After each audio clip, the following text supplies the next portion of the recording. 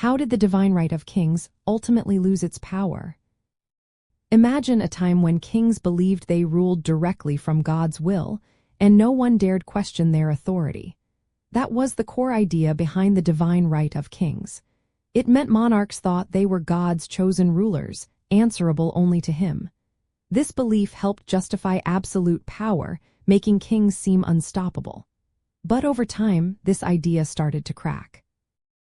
Religious upheavals like the Protestant Reformation challenged the authority of the Catholic Church, which had long supported the divine right. When leaders like Henry VIII in England broke away from the Catholic Church and created their own churches, it weakened the Church's influence and, in turn, the idea that kings ruled by divine sanction. As these religious conflicts unfolded, kings began to assert more control over religious matters within their countries. This created tension with the Church and other institutions. Meanwhile, thinkers and philosophers started questioning the idea that rulers were above the law. They argued that rulers should be held accountable and that laws, not divine decree, should limit their power. These new ideas gained ground, especially during the Enlightenment, which emphasized reason, individual rights, and the importance of the people's voice.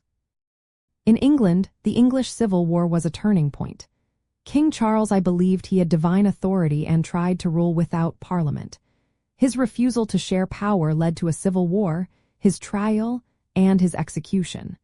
This was a clear rejection of the divine right. Later, the Glorious Revolution in 1688 established a constitutional monarchy in England.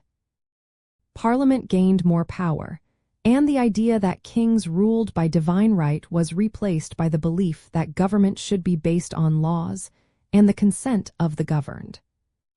In France, Louis XIV claimed he was the Sun King, ruling with absolute power based on divine right.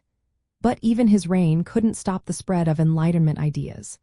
The French Revolution in 1789 finally ended the monarchy and challenged the divine right altogether.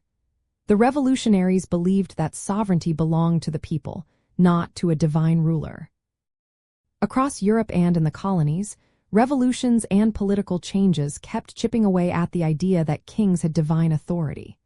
The American Revolution and the French Revolution promoted the idea that governments should serve the people, not divine will. Over time, these movements made it clear that power should come from the people and their laws, not from divine right. So, the divine right of kings lost its power because of religious conflicts, philosophical ideas about law and rights, and revolutionary movements that championed democracy. These forces shifted authority from the divine to the people, ending the age of unquestioned royal rule.